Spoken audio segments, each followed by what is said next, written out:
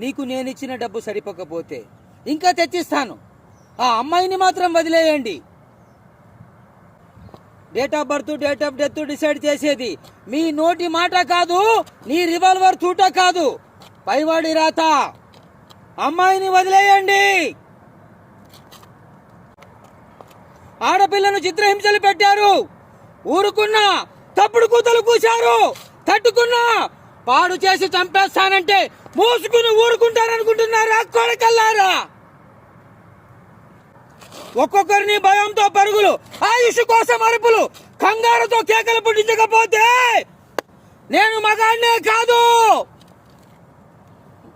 నరికే కొద్దీ నీకు అలుపు వస్తుందేమో, నాకు వస్తుంది.